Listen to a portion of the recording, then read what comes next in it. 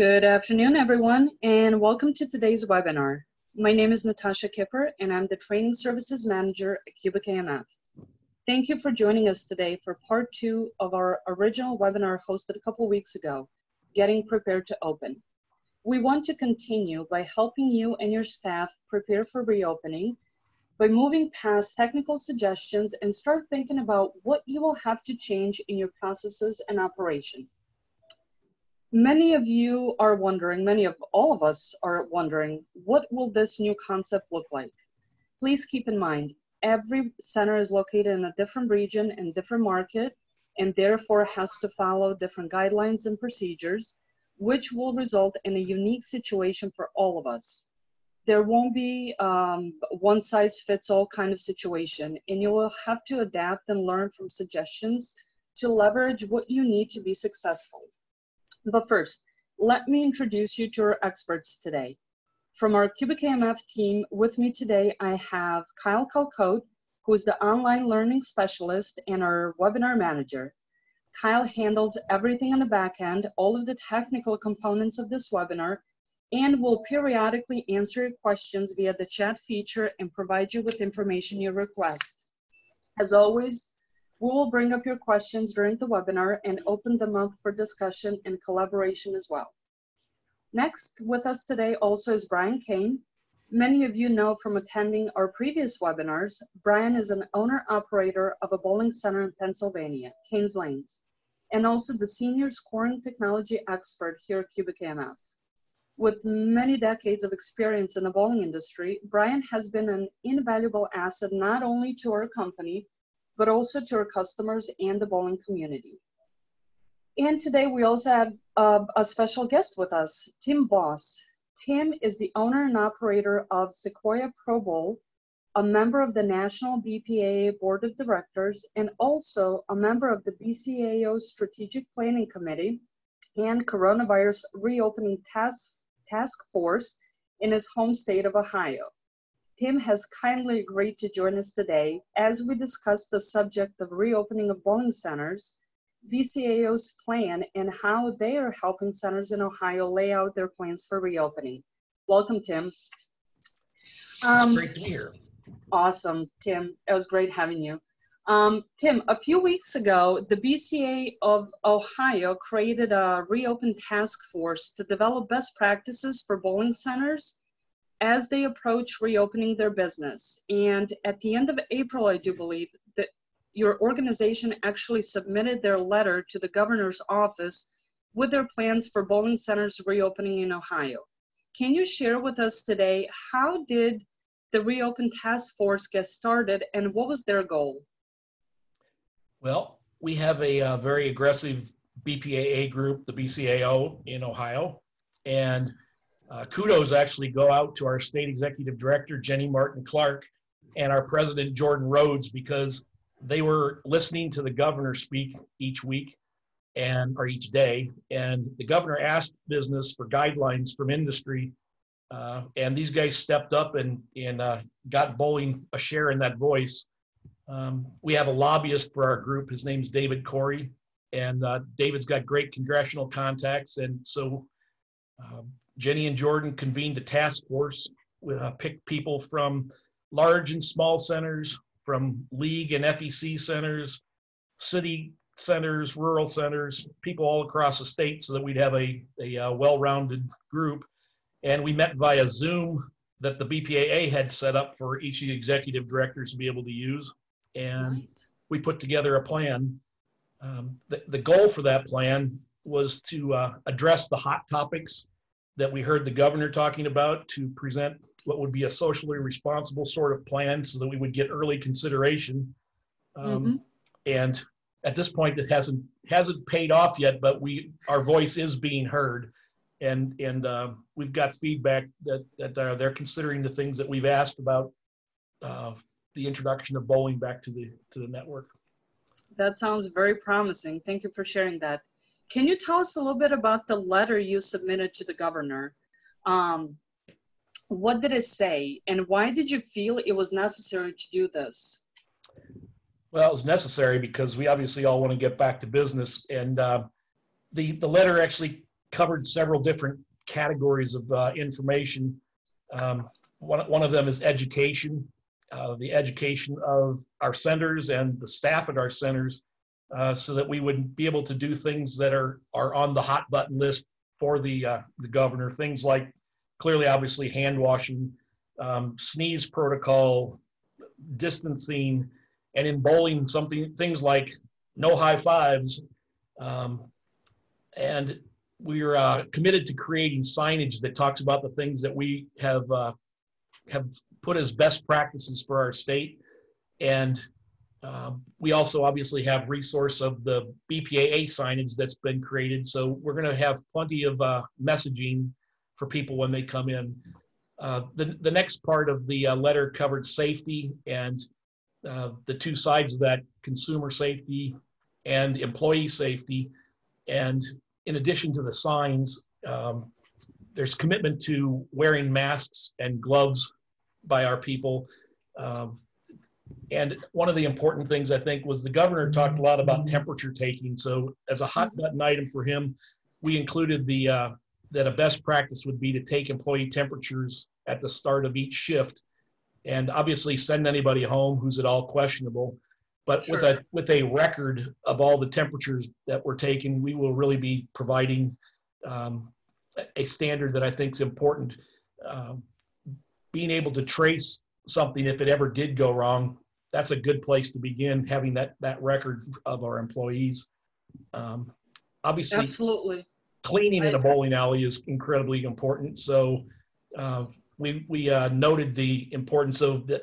A best practice would be to have sanitizer at many locations, touch-free trash can receptacles, and obviously bowling balls are the hot button issue in a bowling alley. Mm-hmm. And so we discussed protocol to clean bowling balls after every use, have a drop point for people to put the bowling balls so that we could gather them and clean them, and scheduled cleaning of beyond the bowling balls for doorways and hourly cleaning of door handles and door glass, countertops and all the high touch surfaces. And then the last part of the letter was about controlling capacity and making distancing measures workable. We talked about the importance of putting clear shields up as a best practice, marking the floor so people know where to stand rather than converging next to counters as they are prone to do. Right. The removal of seating was a big, long discussion. And while there was obviously not universal thought on that, the idea of removing seating as possible is, I think, a great thing of appeal to the governor, so that there's not the encouragement of people sitting close together. We also included in the letter the idea of encouraging reservations, and even the recommendation to leave a lane between groups when possible. Wow. So wow, it sounds like a great collection, really, of best practices. A lot of the things that we've heard our customers wonder about and inquire, what are some of those things that they should be implementing in their business? And I agree with you earlier. You said, taking temperatures and keeping records of all of these things that are done to assure everybody's safety. I'm sure that's going to go a long way. Along those lines, what are you hoping that's going to happen during the next month or so as a result of your efforts and those of your task force? Well, we are hoping that the latest rumor, which is that we're part of the restaurant group, is true, and our governor is going to speak this week on Thursday and discuss the plan for restaurants. No one knows exactly what that is, but that's the hope, is that we're included in the restaurant group. That you're allowed to open in whichever capacity sooner than later, not having to wait for phase 2 or phase 3 or God knows when, but being able to open sooner, even with limited or lowered capacity, right? That's the hope. Right, and there's all of it is conversations in the wind, but 50% capacity is something that has been thrown about. at 50% capacity in the summertime, it's a doable thing for the short term. Sure. And hopefully by the time we get back to fall, we're able to go higher than 50%. Yes, and Ken here sent us a message and said, leaving a lane will mean using only half the center. Yes, that's 100% correct. And, you know, again, as we can't say this enough, these guidelines and regulations are going to be different for not just every state, but even cities and counties and municipalities. So you may not even be allowed to have more than X number of people in your building, which is automatically going to reduce your capacity to half or even lower for some areas, at least in the beginning phases. So I think that's something that we have to seriously consider and figure out a way to address this. For some folks, it may not be worth opening at only 50% capacity considering their operating costs. And then for some other people, may be perfectly fine, like Tim in Ohio, and I know Michigan and Indiana, Illinois, summer business is not particularly huge. So in these summer months, May is questionable, June, July, even August, you know, normally your capacity is not 100% anyway. So like you said, this may be manageable for the first couple of months to kind of get back into the swing of things and see how things work out. And hopefully there are no surprises and we can just continue in that fashion and increasing that capacity as we approach the fall months. Brian, is there something similar to this happening or being worked on in your state in Pennsylvania? Yes, absolutely there is. A lot of the things that Tim pointed out are exactly the same things that we have done in regards to the letter that we sent to the governor. Unfortunately, here in Pennsylvania, the way that Pennsylvania plans to reopen their phases, the next phase from where we're at today with everything being locked down is the yellow phase. And that yellow phase still prohibits bars and restaurants from having anything other than carry out or delivery. But more importantly, for any indoor recreation facilities that do entertainment, such as, you know, in the governor's actual statement, it says in regards to casinos, movie theaters, all that, there is none. They're still saying in the yellow phase that we cannot be open, that we have to wait until the third phase, which is green, which realistically at that point, there's no real mitigation or anything else going on. So it's almost like it's basically to the point where they have some type of control over what's going on for the virus. And if that's the case, it really puts us centers here in Pennsylvania in a very, very tough spot. The yellow phase allows for up to 25 people in the facility at a time, which in that case can be manageable, as Tim said, even for us in the summer is a slower time. It at least allows us to get some people in the door and make some revenue, as opposed to if they're telling us that we can't open in the yellow phase, really it's a killer for the bowling industry here in Pennsylvania. I mean, it's going to be very tough for a lot of these centers to be able to stay closed that long and still expect to open and be able to do business after. I mean, it's just realistically not going to happen. Wow, thank you for sharing that, Brian. That does sound quite challenging. Let me address a couple of questions that have already come in. Tony asks, what about plexiglass dividers separating pairs? I know, Tim, we're going to discuss this a little bit later. So Tony, hang on to that question and we'll address it shortly. And then Joe asked, what kind of costs do you all foresee for some of these procedures? I'm in New York, so hello from, oh, Joe, hi. So what costs do we foresee for some of these procedures? I can see, I mean, having to have sanitizing stations and some of these things in place, I just imagine that cost on those goods is going to increase.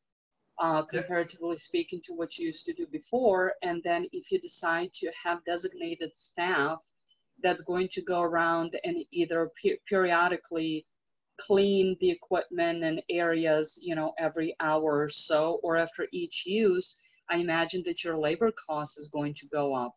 Tim, what are your thoughts? Yes, that is exactly the challenge. We're going to be required to have it's going to be impossible to do what you would typically do during a cost problem and reduce costs by taking people out. But we're going to need to keep the people in order to keep the safety level high. And so this whole thing, I mean, part of this conversation, I believe, is going to be about the financial preparedness that's necessary. And that's clearly part of the equation is how do you deal with that? But buying sanitizer and putting up safety shields, and they're the price of doing business at this point in time in bowling industry. True. Brian, what do you think? Another big part of that is going to be masks, because here in Pennsylvania, you cannot enter a business without a mask on. And, you know, every employee has to have it on, and anyone coming in the door. So I can see where there's also going to be that added cost that you're going to have masks provided, because you might have some customers that come to the facility without knowing that or not having it with. So there'll be something there that you're going to need to provide as far as a mask. And we know that the cost of a lot of the PPE stuff has gone up substantially because of the fact that there's a demand for it. And if every single business that's open or that is open to do business is looking for these same pieces, the cost of that is going to be, you know, substantially more than what it used to be. So there's definitely going to be an increase in the cost of doing business. I mean, there's no doubt about that for sure. Yes, it's just, yeah. To the point of masks, the BPAA has found a source for masks that is quite attractive. It was around in the vicinity of 49 cents a mask. And it's our plan to provide cloth masks for our staff, and that and to have at our desk the paper masks and sell them for $1. So it wouldn't be a big revenue item, but we would at least cover our costs and a little bit of profit. Absolutely. That's a great thing there, Tim. Yes. Dustin says this 50% will be hard for us on military base. We're already limited to people getting on the base. That just might put us out of play. Oh, Dustin. This is so true. I haven't, to be honest with you, considered that. But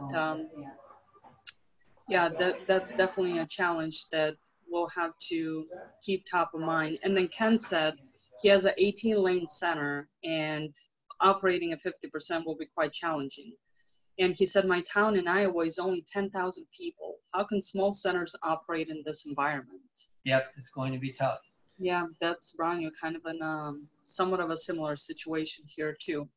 The Okay, 50%, well, Tim, the 50% number, if I could just chime in, sure. If they use 50% of the building capacity, the number's surprisingly not as low as you might think. For instance, in our center, the capacity at 32-lane center and 320 people is our building capacity. So that would allow 160 people in the building. The question is, can you, I mean, that would be 5 people per lane. I don't believe that they're going to allow us to have every lane in play though, which would be the restricting factor, but we're obviously gonna have to wait and find out. Yeah, Sure. and again, it depends on each area. So like here Yes. in PA, being in the yellow, if they allow, which is what we're pushing for, to open in the yellow phase, that is a maximum of 25 people. So Right, and that's exactly it, Brian. I was going to say that too. And also, let's hope that this phase is for a short period of time.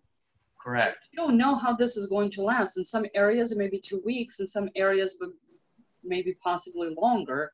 But this is the first step into moving closer towards getting back to some kind of normal, some kind of new concept that we're going to see here as a result of this challenge. So I'm hoping that, you know, these limited capacity situations are not here to stay for good. And I truly hope they're not, but they're just kind of a stepping stone towards, you know, something better here shortly. So Tim, Brian, thank you for sharing what your organizations are doing in your respective states of Ohio and Pennsylvania. And it's truly amazing to see these people come together and try to come up with ways to best serve their communities and things to put in place to open and do so successfully when they're allowed to. So with that, let's shift gears a little bit. I'm going to put a pause here on questions for just a minute because a lot of them that are coming in are directly related to the topics that we're going to cover here in the next few minutes. So let's shift gears and talk about something that, as we know, many of us are wondering about. What is going to be the new normal that we all keep calling it? Nobody likes it, but we keep calling it that for the lack of a better term. Specifically, how are you reimagining entertainment based on your business model, Tim? Well, is it possible to share some of the slides that I had put together to show? Let's go through the slides with the look of the center if we could. Thank you for reminding me of that. So I think these will give you an idea of the plexiglass shield, and it certainly looks unusual to see a person standing there with a mask on taking the payment, but I think that is part of that new norm. Making it look fun to do the new way of doing a high five, which is a part of bowling forever, is, I think, an important piece of that equation. And you can see traffic would congeal around the desk, and that's not going to be able to happen anymore. So we purchased some of the distancing stickers and put those down. If you go to the next ones,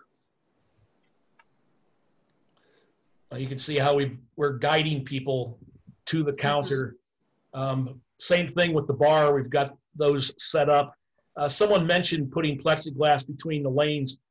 Right. That's not our center. That's another one that has been an image that many of you have probably seen online. Yes. But, we're not choosing to do that at this point in time. But I think that's clearly something that some people are considering doing. Yes, for sure. I've seen this image on social media. Like you said, it's been circling around for a little bit. So some people may choose to go this route, like you said, Tim, and some people may not find it necessary, or at least are not considering this at the beginning. We want to keep reminding you, everybody's situation is going to be different based on where you're located, what your local, not just state, but local guidelines and regulations are. And that's primarily what's going to be driving your decisions on what to do and how to handle some of these things. Unfortunately, there's not going to be a way for us or anybody else for that matter, I don't think, to create something that's going to be applicable for everybody at every stage of their reopening. As you just heard, between Tim and Brian alone, they have quite different regulations and guidelines they have to follow. But Tim, thank you for sharing some of these things that you're already putting in place. So when the time comes, you're ready to handle some of these challenges. Brian, how about you? Have you considered what you're going to be doing? Yeah, so we're going to kind of do some of these same things. One is the plexiglass shields up at the counterway at both the snack bar and at the front desk. The second thing is we're going to ask all customers to leave all of the rental shoes and balls down in the bowlers area when they're done, so that we can physically go there, collect them ourselves, clean them before we put them back. The one tough one we're struggling still a little bit is in regards to like the rental, the house balls. You know, I saw there was a question from a gentleman who has said, you know, when somebody's looking for a ball, they go around, they touch 5, 6 different balls before they decide what they want. So that's still kind of a challenge that we're trying to work through, is how best to do that, because obviously somebody walking through touching them all, it's almost going to be impossible to go behind every customer and wipe down all the bowling balls, right? So that's going to be one that's a little bit of a challenge. And at my facility being smaller, we have the soft furniture. So it's not like we can just take a chair away from the concourse area and things of that nature, because we really don't have that. But we're going to limit how many people can sit on the sofas and things like that. So rather than have 4 or 5 on the sofa, we're probably going to limit it to like 2 people on the sofa, 2 back on the concourse. I mean, that's really the only way that you can get into having that 6-foot distance. Sure. And it gets a little tighter when you get into an area where, like, normally you have your rental balls or the house balls. Walking in that area to pick up a ball, if there's anyone standing around in that area or waiting to bowl. So there's things that we're going to have to try to put into place, and some of that we won't even be able to recognize completely until we do open and have people come in and see how some of the behavior of those folks is with the social distancing. That'll actually at that time probably change some of the things that we're thinking now as well. Okay, that makes sense. I think that's an important piece that you mentioned there. Some of these things we can't even predict at this point. And I think that's part of the reason why we'll have to remain flexible about what those things are, and willing to change if something doesn't work, or you learn something a little bit better, or something that may work a little bit better going forward. So I think that's an important thing to keep in mind. Okay, let's actually to chime in on the ball cleaning issue. Yes. We're going to have a bin for people to put the ball when they're finished with it, but an additional step that we're looking at doing would be to call what we're going to call the Sanitation Station, which would be an area where we would have some ball cups and with a sign at it that says, we've cleaned each ball after use, but please feel free to make doubly sure, and have cleaning materials there so that if someone wants to clean their bowling ball themselves, to make doubly sure they're able to do that. A lot of our job here is to build confidence. Exactly. And so having something that's a redundant activity like that is, I think, something that will help build confidence. I agree. Oh, I agree 100%, because you will still, regardless of how diligent you are and how spotless your facility is, there's still some of us or others that may feel a little bit more comfortable if they clean their own stuff. So just giving them opportunity to do so, that's fantastic. Thank you for sharing that, Tim. All right, let's, we got quite a few questions and comments come in, so let me run through those really quick. Tim, I think this one is going to be for you. Billy is asking, what's the name of the BPAA PPP provider for face masks? Yeah, I was looking for that. I've got it here on my desk. Let me see if I can find it. Here it is.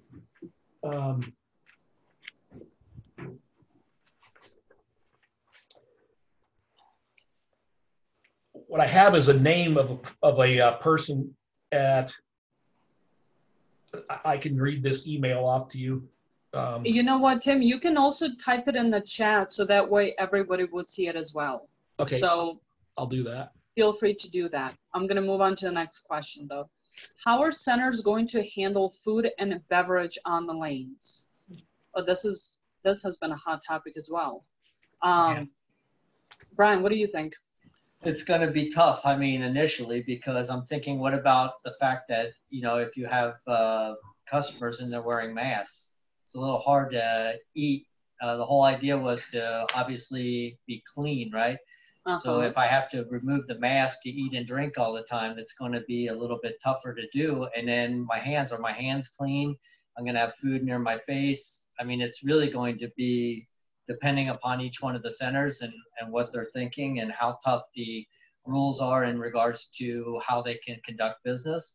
I know a lot of the centers I've spoken to, as well as for myself, is we're going to obviously everything will be throwaway, because at this point it won't make a lot of sense to have regular plates and glasses or cups that we would reuse. Mm-hmm. So we would definitely be going with throwaway and disposable. But originally, I'm not sure that the snack bar piece is really going to be even an open topic during the first initial second phase of opening. If we get to open in the yellow phase, whether or not food and beverage will play into that yet, it's really going to depend on how strict and how tight things are during the opening. And every area, as we keep pointing out, is going to be completely different. Makes sense. Tim, what do you think? Do you have any considerations for that at your facility? I know you have a pretty large food and beverage operation. Yes, it is going to be, they haven't given us any guidance, so we don't know, but food and beverage is obviously part of the game when you come to a bowling alley. So people are going to clearly be lifting their masks to eat and drink. It's going to be awkward. And I don't anticipate the customers actually wearing, they're not required in the state of Ohio to wear a mask. At least at this point, they haven't said that. I mean, we go into stores and don't have to wear them. So it's hopeful they won't have to do that, and that would not impede their ability to eat and drink. Obviously, wearing a mask and trying to do it is going to be a chore. Yeah. Sure. It's tough here in PA for that aspect, for sure. Yes, for sure. Okay, let me see here. Rob said, Wisconsin has a 50% or 50-person, whichever is less. We have a 36-lane center and cannot manage with just 50 people total. Yeah, for sure. I mean, 30-lane center, 50 people is virtually not a lot at all. So, Tim, how many lanes do you have your facility? We have 32. Yeah, that's what I thought. And our building capacity is 320. So if they allow 50%, that would be a good number of people in the building. But we'll see. But they're probably also going to put restrictions on using every lane. Yeah, see, but for somebody like you in Wisconsin, 50% or 50 people, whichever is less, which would be 50 people. So the percentage for you is what, 15%? That's, I mean, at that point in time, it's really not, I don't know how you can make it to break even at the beginning. So there's going to have to be some creativity here, you know, a play to figure out what is the best way to handle this. Ken, where can centers get the handy wipe sanitizers for customers to use? Wiping down bowls will do no good when customers go through 6 or more bowls before they find one. Asking them to wipe down the bowl before and after would be more feasible. Ken, I'm not really sure where you can find them available at this point in time. Brian, Tim, do you guys know? I've heard, of course, many people are going to their food distributors like Cisco, US Foods, those kind of vendors, but do you know of anybody else that could be supplying you with that? This supplier that I'm putting the corrected number back up there right now is has the wipes, and I'm posting that number right now. There's a phone number and a contact email that you can contact this lady named Kimberly Johannes. And they have those items. And then people are also wondering, where can they get those floor stickers for the social distancing? And is there something they can get through BPAA? BPAA does not have floor stickers, I don't believe. They recommended a supplier, but if you go on Google, there are many suppliers of the stickers. And the ones you see in the picture on the screen were actually, they were made for application to carpet, and they did a very good job of sticking, and they also did not leave residue. So, oh, that's nice. Yeah, they're like the warning stickers I have on my steps. They do wear out and crack, and you have to replace them, but they usually come up pretty good without leaving anything really on the carpet. Okay, thank you for sharing that. And then John said, our centers are suggesting leaving bowls with a variety of sizes at every bowl return. That way there isn't a need for guests to handle bowls across the center. There you go, that's a good idea. Thank you for sharing that, John. Tony, have you looked into the shoe buddies from Kegel to sell as a one-time use so customers can use their street shoes? Pretty inexpensive cost. Tony, I'm sorry, I don't have any experience with those. I've seen that circle around on the social pages, but I haven't heard any feedback from people actually using them. Tim, Brian, how about you? Do you know what I'm talking about? Yeah, we've resisted those, but they're certainly a great idea now, and it's actually a sale we can make. So, okay. Yeah, I look at it the same way. My only concern with any of this, it all falls down to liability. Liability is going to be a big thing. Who's going to be responsible for different things, especially in regards to this virus? You know, if somebody gets sick or your staff gets sick, you know, nobody wants to answer those questions, and those are some of the answers that I'm looking for. You know, if I have a staff member that we don't know, we've checked his temperature and at the moment he was okay, but then he does get sick, whose liability is that if a customer gets sick then and they want to blame us? Nobody really is able to answer those questions right now. Okay, add that to the list of challenges. Yeah, I mean, this is the big thing. So when we start talking about changing our day-to-day operations, for instance, these slip-ons to put over your street shoes, what if there was an issue with it, or what if they had already their own pair and they say, no, I already have a pair, but they were wet? You know, you don't have the control like you have over your rental shoes where you can check the bottoms, make sure they're clean. I mean, you have to now put into some different standards. Maybe you have to say, well, you got to buy a pair every time. So that's where we have to look at liability on some of this stuff. That's a good point. I have not thought about that. And Tony added that he spoke to Kegel and they have very limited stock. So I guess their vendor cannot produce them fast enough, which, you know, we're running into that issue on so many things nowadays that, right. Yeah. Okay. Thank you for sharing that, Brian. Tim, when it comes to some of these capacity questions, I want to ask you, do you plan to utilize a reservation process to help control capacity instead of just letting walk-in business? It is one of the many things that are going to be new opportunities coming forward. We have in the past had a first come, first served business, but as we get into building to a season when the place is going to get crowded, naturally going to get crowded, we're going to need to do that.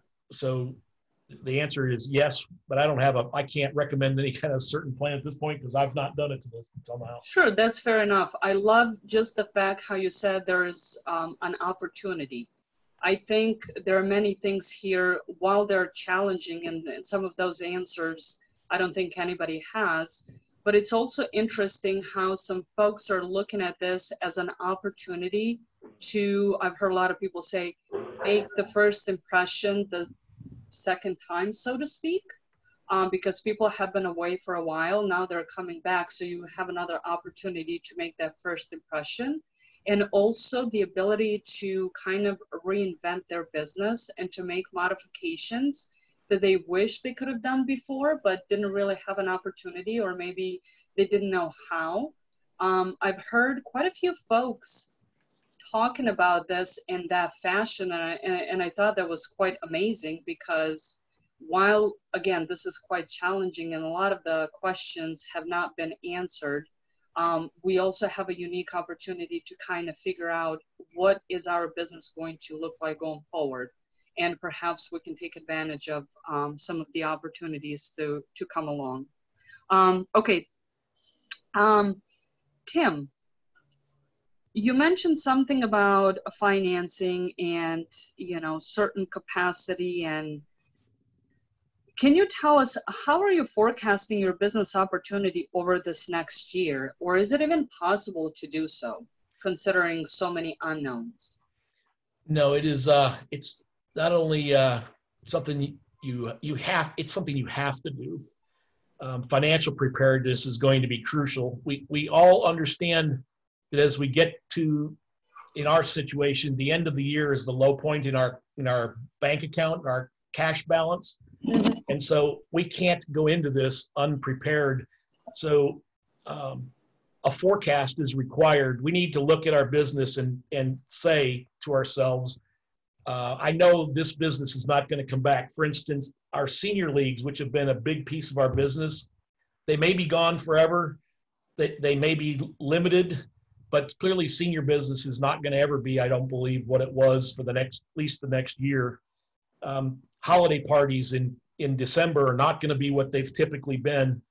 And so the question is, what is your sales generation going to be? And what are your expenses going to be? So you have to also go through every category of expense and figure out what are my expenses going to be in the coming months. And the way I've done it is I've started with my actuals from last year and gone through every expense item and looked at what's not going to happen next year, what can I cut out, and what am I going to have to spend. And when you do that, you have your new sales generated, and you take your expenses out of that are going to be realistic for the coming year, and you're going to see where your cash flow problem is going to happen. And we all have to be prepared for that moment when it comes, and have the resources to have the cash to keep our business afloat and running. We all went from trying to make our business thrive to now we're trying to make our business survive so that we can again thrive someday. True. That's a good way to put it. Thank you for sharing that. Gilliam here has asked a question, which I just paused for a second to read it, but it turns out to be the same question that I was going to ask Tim. Tim, knowing that your center is heavy league based, you mentioned senior bowlers a minute ago and made me think about this. How do you plan to welcome league bowlers back in and even get them to return and, you know, continue league bowling? What are the considerations for that? I know that's been one of the things that a lot of people have been discussing over the past few weeks. What is that going to look like? What do you think? Well, we have a very happy and loyal league base, and so it's my expectation that a lot of them are going to, hopefully most, probably not all, are going to want to come back. But there's going to be an issue if we can't use all the lanes. So here's the idea that we are floating right now, and I believe it has some merit. If you have a 5-person league that crosses the entire house, how are you going to cut that number in half? The options would be to have a 6 o'clock league and a 9 o'clock league, and the 9 o'clock people get done at midnight and they're not very happy. Right. But what if you put one team per pair, and guess how fast bowling would go? You would probably be able to do a 5-person team in less than 2 hours. And then you would take the scores from the team that bowled on 1 and 2 and the team that bowled on 3 and 4, and you would put those scores in and keep your standings. It'd require a bunch of manual work, but you could turn it into a 6 to 8 p.m. shift and then an 8 to 10 p.m. shift. And I believe bowlers will be excited about the prospects of doing that as compared to the alternative of 6 to 9 and then 9 to midnight. I've floated it with some of our bowlers, and their initial reaction was more to the idea of how do we bowl on 2 different pairs than it was than anything else. And I believe things like that are going to become the new normal for the period of time until there's a vaccine. Sure. And I was just about to ask you, what was the reaction of the league bowlers if you have shared that with them? Just to make one comment, BLS, are you using BLS today? Yes. Okay. They can handle shift play relatively easily. I don't think there's a whole lot of manual labor involved in that. Brian, correct me if I'm wrong. No, it can be done. I mean, I look at it a little different because the bowlers that I've spoken to, especially with like travel league and things of that nature, their big thing is the whole social and getting together with the other teams, with the competition, playing against each other. Mm-hmm. And most leagues hate pre-bowling. And this type of a situation where it's one team and then the other team comes at another time and plays is almost like a pre-bowling type of situation. So the way that I kind of see it working a little bit easier is if you were to take, so for instance, if you have an 8 or a 10 team pair, you split that and you have 2 from one team and 3 from the other bowl the first squad, and then you have 3 from the opposite team and the other 2 from the other team that are playing play on the second shift. This way you still have the social interaction with the guys, you're keeping that social distancing, but you still have the competition there. You're not just playing with just your team and your guys against nobody. I see that being more of a competition type of a situation for league than where you have just your team there at that moment bowling by itself on that one pair. So that's kind of what I'm looking at. That's an interesting perspective because we'll have to have these different ideas to accommodate different leagues, because I can't imagine that a scratch league, highly competitive, Brian, what you're talking about, will be happy with the same setup as a more casual, relaxed league that's on, Friday or Saturday night. They're just there to bowl and have fun, right? So some of these different scenarios, I think, are going to be applicable to different types of leagues. And again, I don't think there's a one-size-fits-all solution here, but I think the more ideas we can come up with and more solutions, the better off we'll be. And I know for sure that, I'm sorry, Brian, to interrupt you, but just to share real quick, CDE is going to work, is currently working on testing different formats and preparing to address some of these things in their software to accommodate some of the changes. So at least that's one thing that hopefully you won't have to worry about or do a whole lot of manual labor and adjusting. So I think it won't be long before they announce something, but I know for a fact they're currently working on it. Right.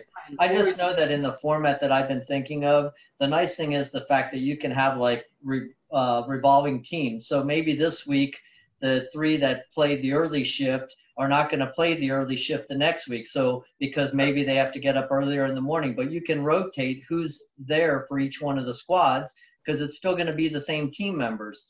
And realistically, in the amount of time that they're going to finish, is only going to be the amount of time extra to clear out the facility and clean before the next squad comes in and maybe even re-oil, as opposed to having 2 complete squads where you're waiting for the entire squad to get done and go. I can see where you can realistically, you're going to add probably 30 minutes, maybe even 60 minutes onto your normal league time from say 6 to 9, maybe it's now 6 to 10. But in that aspect, as I talked about, you're still going to have that social interaction between the different teams rather than just your team. And again, you can switch it up each week and you're still going to have competition because you're still playing against the guys. Most people in bowling, especially your better and top end bowlers, they perform more, at a better level when they're playing against somebody that's just as good as them or better, as opposed to bowling somebody unopposed. I mean, that's a proven fact. This is true. This is true. And I mean, for a lot of competitive sports, that kind of goes along the same lines. Makes sense. Matt asked, would the plan be to re-oil after the first squat? Matt, I think that would be your, personal choice if you feel necessary to do so, or if you think you can sort of get away without having to do that. Tim, Brian, wouldn't you agree? Yeah, and you can even leave it up to the league. I would poll the league and say we can either oil between or oil, without between, leaving it up to you guys as to what you feel is going to work best for the league. Yeah, I don't know that it's practical to do that because you're just going to add an hour's time back in. Right. And anyway, there wouldn't be any more people bowling in the 2 shifts than there would be in the 1. You're just splitting it in 2 different time frames. Correct. Makes sense. Okay, Tim, I want to go back to something that you said earlier, that your league bowlers are happy and loyal league bowlers, right? I want to share a couple of social media posts here, and some of the comments about people cannot wait to come bowling and are missing being on lanes and seeing everybody and missing bowling. Tell me about these social media posts. Yeah, I think this is probably our most important mission right now, which is to keep people excited about bowling and keep our brands top of mind and make us the thing that people want to do when we come out of this. And so we've had a steady diet of posts on Facebook that have been getting really great reception. And the first one, there's nothing wrong with a little sympathy. And so that post was intended to get people to feel sorry for us, and it worked. But the response and the number of posts and the comments are all positive. The next one was with the dinosaur, was to have a lot of fun. And in fact, that was a league. That was we do every year a Halloween dress up week, and that was actually a league bowler, believe it or not. That's awesome. And it is awesome. And the one to the right, the keep bowling center employees in your heart. There's a lot of love of the employees that work at our facility. And so this post, you can see at that point, there were 92 people who had responded, and all kinds of words of we miss you and we want to be back. That's amazing. If you go to the next batch, the one on the left was early on, people talking about social distancing when it was a big topic, and went over well. We have a volleyball facility, and so we put some of the volleyballs on the while we were doing some maintenance work, and that got a lot of response. And then the one to the right was one that rings true for everybody. Yeah, I'm sure. Actually, I saw that one on social media today. Just Yeah. randomly made me think of you. Yeah. And the next group. Okay, so this is when you get back to when we get to reopen. This is some posts that we're looking at doing. My wife and I in that image. people know who we are, and we're going to try and utilize the equity we've built as friends of the community and get people fired up to come back. And this is just an idea floated at the bottom there, but if I don't get it, the ceremonial first ball, I think, is a big opportunity. And to get people to start coming in, this is something we're thinking about doing. If I don't throw a strike on the very first ball that's thrown after the closure, there's going to be free pizza for everybody. That's awesome. Now, Tim, 2 follow-up questions on that. First, have you considered doing a Facebook Live while you're throwing your first ball? Oh, that's a great idea. There you go. So you can get people, you know, if they see that you don't strike, they may even just come in, you know, to pick on you or have free pizza. Either way, hopefully they will be bowling. And number 2, are you as serious of a bowler as Brian Kane? Because, you know, this will show a lot. How good of a bowler are you? Well, at one point in time, I thought I wanted to be a pro bowler. Right now, I'm an embarrassment. Better put those tip jars out then, Tim. Yes. That's awesome. Thank you so much for sharing that. How fun. And then, Tim, can you talk to us really quickly about this? You wrote a book. Yes. Just a book, yes. I wrote a book, and I had been in the corporate world for a long time and decided that I was going to buy a bowling alley. And I did that, and out of it, the gist of the book is all about being a cashpreneur. A cashpreneur, by definition, is someone who takes all the assets of their business and utilizes them for everything they're worth. And so it talks about doing things like the back of our bar would sit empty at points in time, and we found ways of running leagues back there. We run cornhole leagues in the back of our bar. So we're using an asset that we've got for something that would have never generated any funds before. And so there's just a whole host of things that you can do to generate cash in your business. And so I've been going around making presentations to BPAA state organizations about how to run bigger and better leagues, and also how to find cash that's, as I describe it, hidden in plain sight.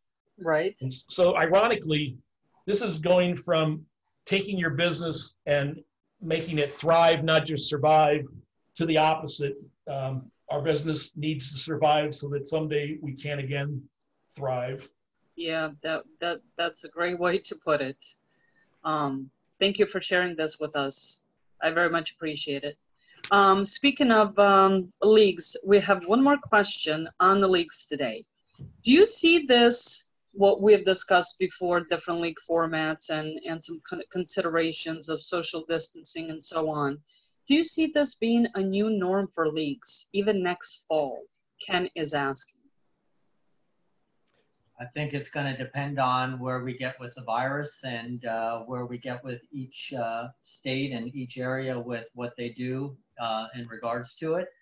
I think initially this could still be very big, start the fall season this next year, but let's hope that they come up with something and that in a short period of time we can get back to what we know as being normal as opposed to what we have today.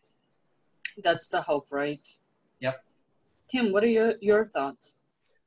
I believe there's no question that we're going to be doing this through the end of the calendar year. I don't think there's any doubt. I agree. Okay, very good.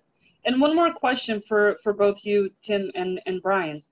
How do you respond to people's opinions online about opening up early or opening up already, bowling alleys of all things? Ooh, well, I think that's the reason for the, I did a post that showed pictures of all the different things that we've done to our center with pictures that you saw the images that I showed a little bit ago. And it has gotten such a tremendous reception. I think it's our job to paint the picture of what we're going to do. And I would recommend every center take pictures of the things you've done to create safety and post them. You'll make a lot of friends and you will overcome that objection. I think that's a great advice.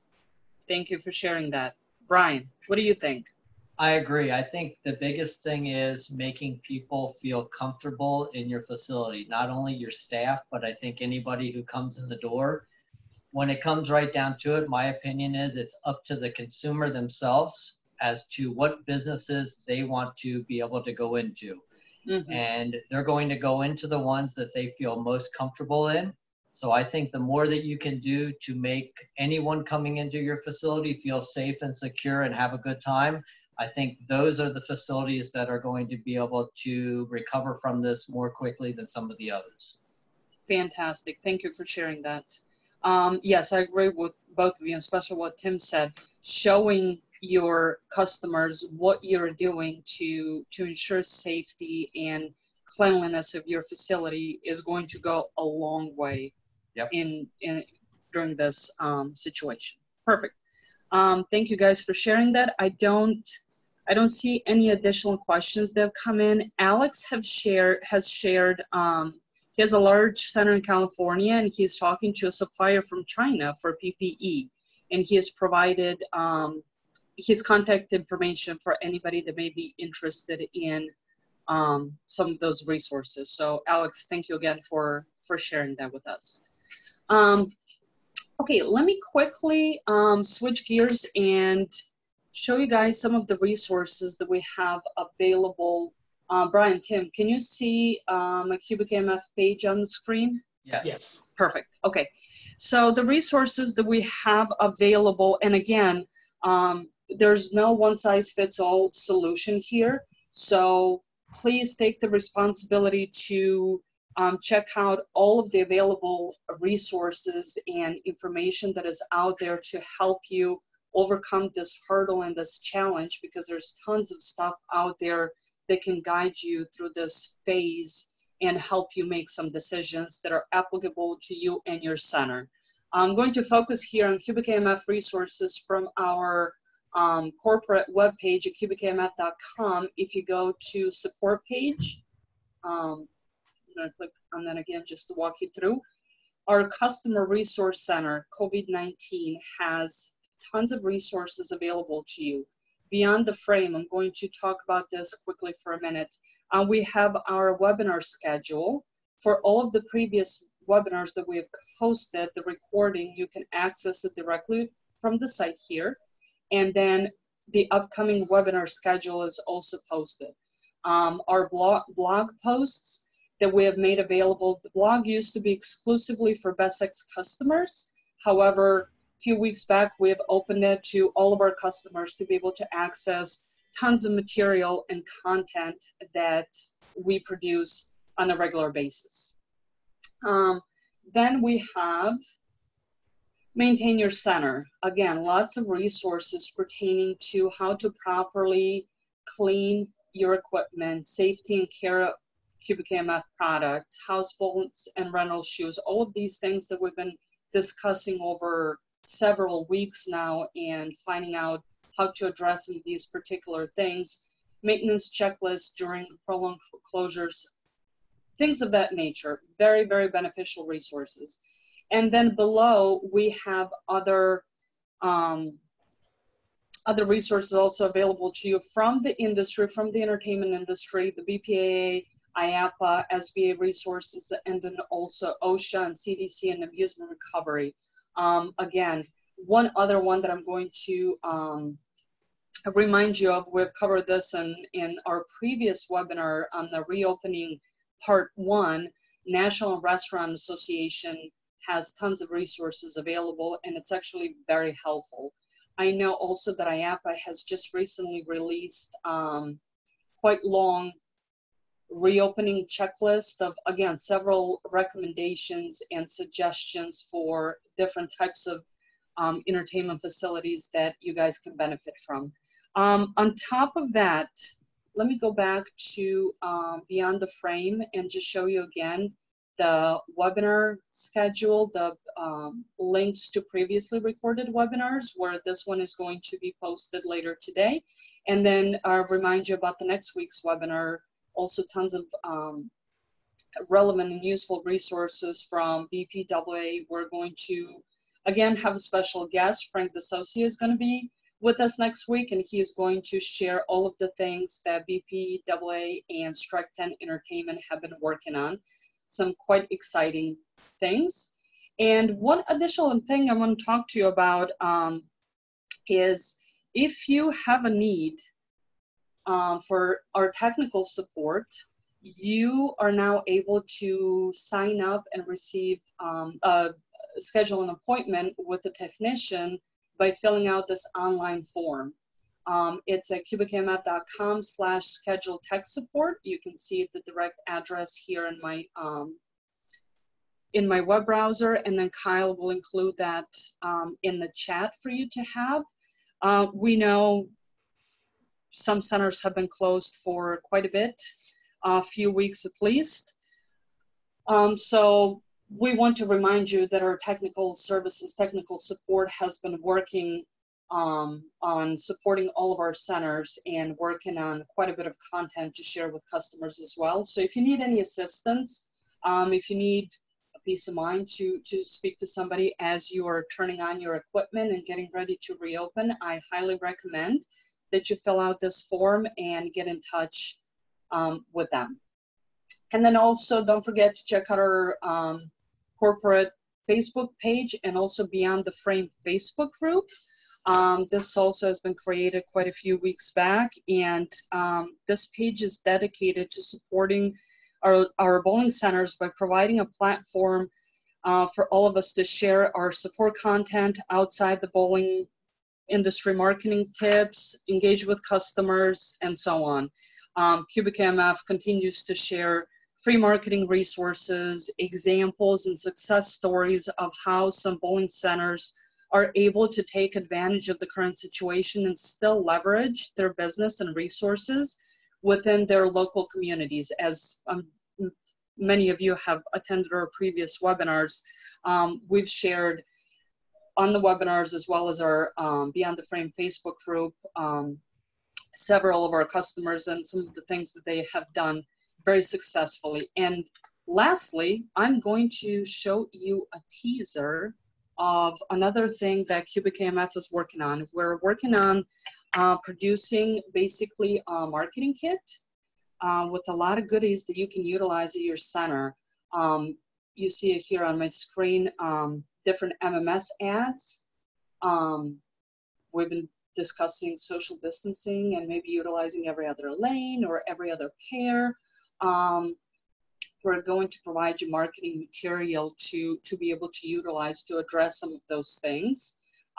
Quickly going to review this document with you.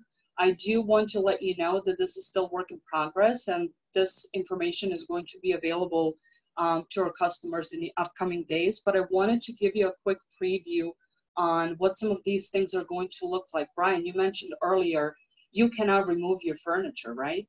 So you're Right. going to limit so many, so many people per sofa or piece of furniture. So here are some of these pieces that you can utilize quickly for your facility based on what your plans are.